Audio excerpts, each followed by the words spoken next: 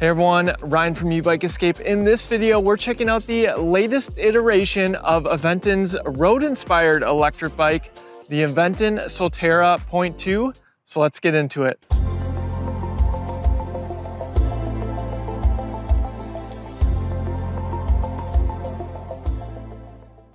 Before we dive into all of the components, if you are looking to purchase any Aventon electric bike, we'd really appreciate it if you use our links down in the description before you make your purchase. It's a free and easy way to help support the channel and makes videos like this one possible. Thank you so much for your support. Also linked down in the description will be some helpful resources, our popular electric bike accessories list, a link to our own shop at shop.ebikeescape.com where you can pick yourself up some high quality accessories and also support the channel. And finally, links to our electric bike discounts code page and our top e-bike brands page. With that, let's get into the walk around of the Aventon Soltera.2. First, we'll dive into all the components, then we'll get into some first-person riding footage, and finally, some third-person riding footage, where I'll give you my concluding thoughts on this electric bike. As the name implies, this is the second generation model. And if you've been following Aventon this year or any of our other reviews, a lot of these changes won't surprise you. It's just a more refined version of an already great road-inspired electric bike. But the few changes that we'll talk about do set it apart from other similar styled electric bikes on the market. First, let's talk about price. The Aventon Soltera.2 is priced at $13.99. It is offered in two frame styles, traditional with a high step. Color options are citrine and midnight black, and two size offerings, which I really like.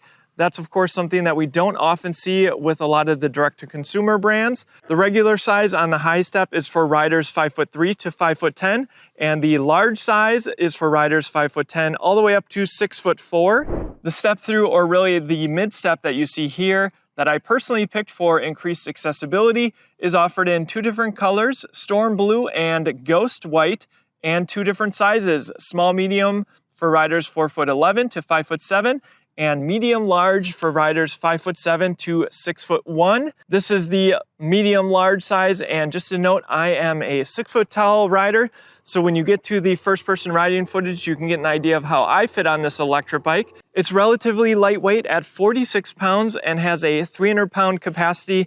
Before we get started with all the components, I want to call out the two optional accessories that we have installed here. One is this front rack, complete with an Aventon branded wood board, maximum capacity of 26 pounds. And then we have the new Aventon rear rack that they've been putting on pretty much all of their electric bikes with pannier hangers. So you can get this to fully outfit this electric bike to haul some cargo, which is always nice to have that option. Let's start first with the brakes. We have Tektro mechanical disc brakes paired with 180mm rotors. Just to note that this is a bolt-on front axle, so if you ever need to replace a flat, you will need a wrench, something you might want to carry with you. The road-inspired components start with the tires. These are 700 by 38C tires. They also have a reflective sidewall for increased visibility. Moving up from the tires, we have a rigid front fork, and there's a closer look at Aventon's smooth welds, something they're known for, and simply something that we don't see in the affordable category. Now, this is a more sleek frame, of course, but it's more of a casual road bike experience, if you will. We have Aventon's front badging on the front, and Aventon did a nice job with the cable management going all the way into the frame. And there's a look at the integrated front light, 300 lumens, definitely on the brighter side of the front headlights that we see on electric bikes that we review. Let's jump into the cockpit. We have Aventon branded ergonomic grips, and they are locking. Really nice to see that.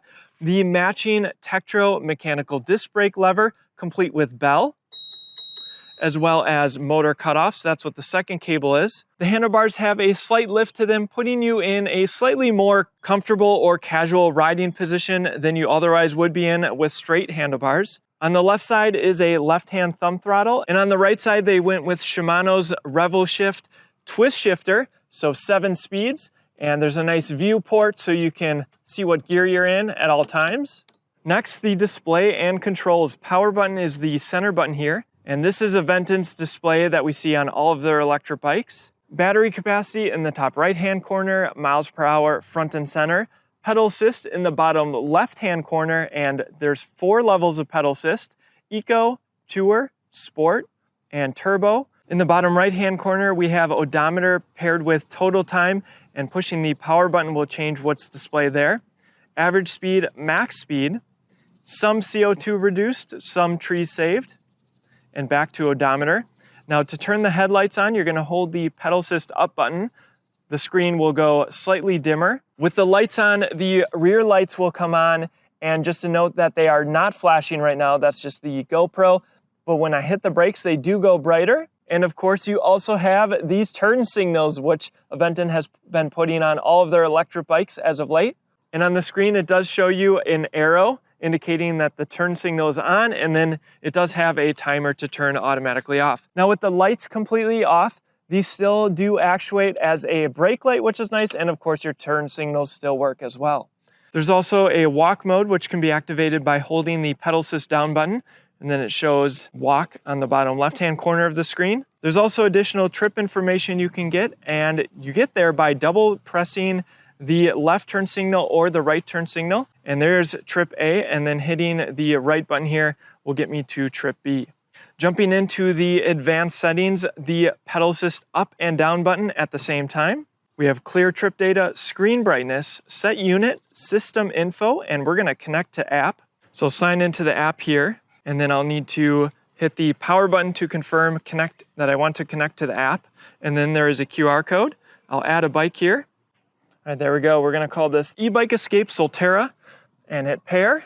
Now, because the bike hasn't been released yet, they actually don't have the picture in the app, but this is what you'll see when you add your bike. You have all the same information that you have on your display screen here, but then you can also record a ride. There's also a Discover tab where you can network with other Aventon owners. And Aventon also has some gamification where you can earn medals depending on how many miles you ride. But perhaps most importantly for our review, I want to go into the settings here so we can change the speed limit so we can see what it's capable of during our first-person riding footage. Looks like the max setting is 25 miles per hour. And that is the Aventon display and the Aventon app. Going to the rest of the frame, we have Soltera on the top of the top tube with some bottle cage bosses. Really like to see that, so you can have a water bottle or a folding lock. Aventon's brand on the side of the down tube, and there is some nice graphics on the stays. Next, the battery. What I like about the Soltera is that the battery is removable, which means you can bring the battery in for safekeeping. Something important where I live in Wisconsin, don't want to leave the battery out in our garage getting frozen over winter. So I'll remove the battery here, turn the key to the right. It's going to click, and there is a lever here as well. And we'll pull that, and the battery simply comes out. This is a 36 volt system. This battery is a 36 volt 9.6 amp hour battery for a total of 345.6 watt hours. It's using LG cells and is UL2849 certified. Aventon notes a range of up to 20 miles on throttle alone and up to 46 miles on pedal assist, though that's with a 160 pound rider going on flat ground. Of course, variety of factors going to impact range. But one thing that will extend your range is that this bike is now using a torque sensor. That's something that Aventon has been converting all their electric bikes to, opting for torque sensors versus cadence sensors. Talk a little bit more about that in the first-person riding footage. To put the battery back, simply insert the bottom end first, snap into place, and remove the keys. On the bottom of the frame, this is where all the cables come out that are integrated into the frame and go to the rear. We have metal pedals that we see on many electric bikes, and the kickstand is located towards the rear, so no chance of the pedals coming in contact with it. There's a look at the rear Tektro mechanical disc brake, as well as the matching 180 millimeter rotor and those lights. Moving up to the saddle, this is a Sella Royale Azenza Plus saddle. Of course, saddles are something that are personal preference, so check out our electric bike accessories list for some other options if you want additional comfort. The rear hub motor on this bike is 350 watts. Be sure to stay tuned for the first-person riding footage. We'll see just how capable it is. Now in the rear here, we have 14 to 28 teeth, and up front is a double-sided 48-tooth front chainring. The bike has a Shimano tourney derailleur, which is on the most entry-level components we see from Shimano. Not surprising given this price point, and also we see tourney derailleurs on electric bikes, even over $2,000. Aventon included a clear chainstay protector here to prevent your bike from getting nicked from any chain slap. And here's a closer look at some of those cables that are coming from the bottom of the frame, including the derailleur cable, as well as the motor cable that enters right here. With that, I think we should see what this 350 watt motor is capable of. Let's get into some first-person riding footage. Before we get started, let's talk cadence sensor versus torque sensor. I like to explain a cadence sensor as more of an on-off switch. If you're pedaling, then the motor is going to kick on, of course, depending on the pedal assist level you're on. A torque sensor, on the other hand, measures your pedal input and correspondingly gives you more power as you put in more power. So as I'm riding, what I'll do is I'll pedal at a casual cadence and then I'll put in a little bit more effort because it's really hard to get across how a torque sensor feels unless you've ridden one yourself. Our first test though, however, will be throttle only, and just a note, with pedal assist turned off, no access to the throttle. I like that for increased safety. All right, here we go. Throttle only should get us up to 20 miles per hour as a Class 2 electric bike. And just a note, you can quick disconnect that throttle in case you are riding somewhere where Class 2 electric bikes aren't allowed. 3, 2, 1, throttle only. Eases me on nice and easily, not surprising given 350 watt motor, 12 miles an hour, 14, 15, 16, 18, 19, and there's 20 miles per hour.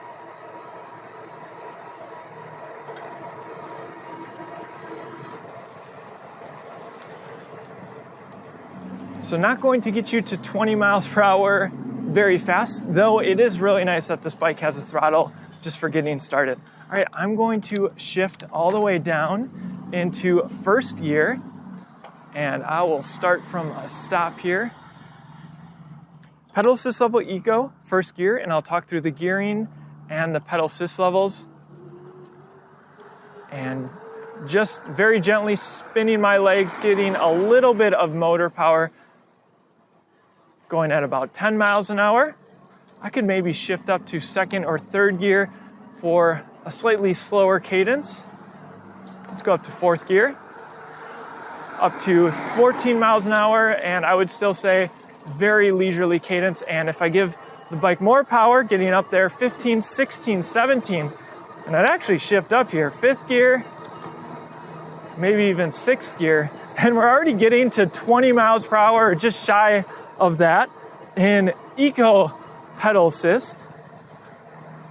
Just a note, I did go into the advanced settings and override it for a top speed of, should get up to 25 miles per hour or around there. All right, let's go ahead and go into tour mode. And in sixth gear, nice leisurely cadence, 16 miles an hour. I'm actually pretty impressed by the motor power. Just a note, as you're watching this, I am a lighter weight rider at about 145 or so pounds. And in tour, keeping me at 16 miles an hour. And putting in more power, not surprisingly, going to get me back, 22. And I'd probably even shift up to seventh gear here. And that's even in tour, 23 miles an hour, 24.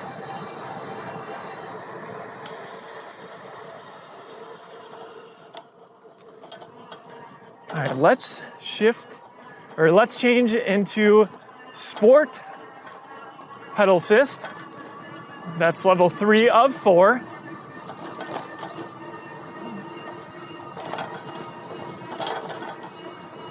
Holding us at about 19, 20 miles an hour. Again, just spinning the pedals nice and easily. Would not break a sweat. Just a casual ride, and putting in a little bit more effort. 20. 22, 23, and I expect we would have gotten to 24 there. All right, let's go into turbo mode, and I'm going to start from a stop and just see how fast I can get up to speed. All right, first gear, second, third, 4th, and I need to shift up all the way here, 7th gear, 18, 20 miles an hour.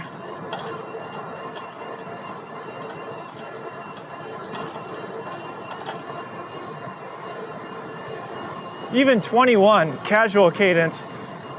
Aventon display reading slightly higher at 22. And then let's see how fast this bike can really go.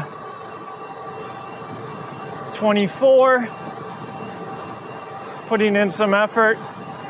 And Aventon display is reading 24.8. And it doesn't look like we're gonna quite get to 25 on the GPS, but still impressive performance nonetheless, especially if you just wanna go for a leisurely ride.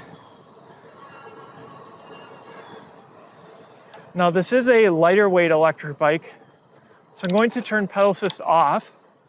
It does have thinner tires, so it lends itself to being able to be pedaled with no battery if you choose.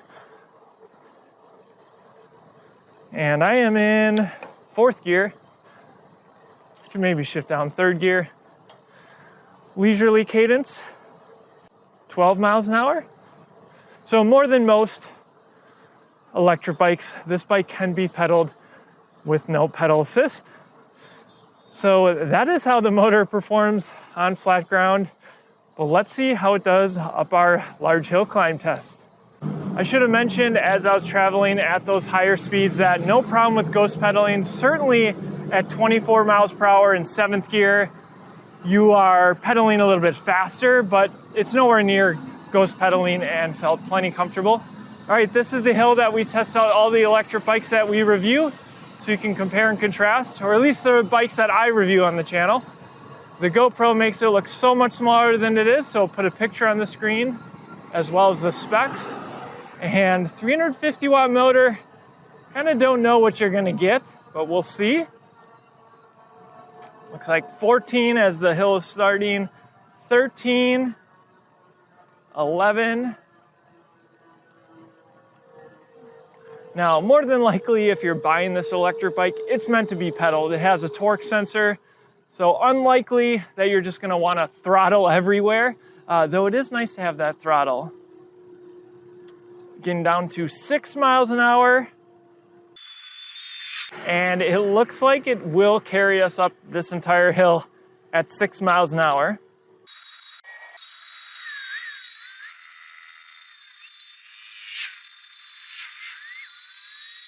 Okay, so it got us to the top of the hill, but this is an electric bike after all, so let's see what it can do on the hill while pedaling. Let's do a brake test coming down the hill, hitting 28, 29, 30 miles an hour. Being careful not to lock up the rear wheel, but no problem with these mechanical disc brakes. While I would have preferred hydraulic, really happy that they went with Tektro mechanical disc brakes as opposed to some of the other brands. Tektro makes some of the best mechanical disc brakes, at least from my perspective, on the bikes that I've reviewed in the more affordable category. Okay, here we go, hill climb test while pedaling. I'm going to shift all the way down into 1st gear and also go into eco. And we'll see what this bike can do. All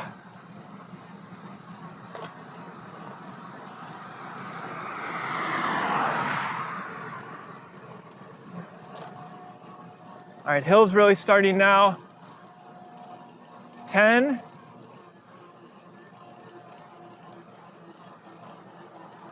It feels like I could probably get up the hill in 1st gear in eco and just putting in a fair bit of effort.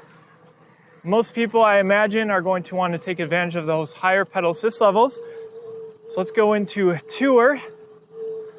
And I feel the motor maybe just a tiny bit there, going about 8 miles an hour as the hill gets steeper. Let's go ahead and go into sport mode.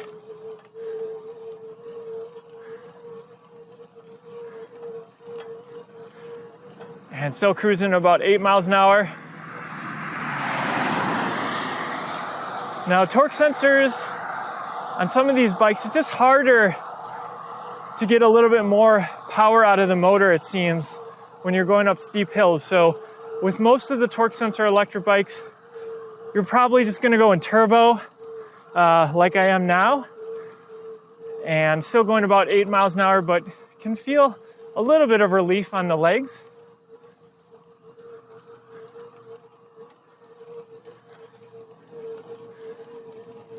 So I'd say if you're buying this electric bike, you should be aware that steep hills such as this one, you're still going to be working your legs.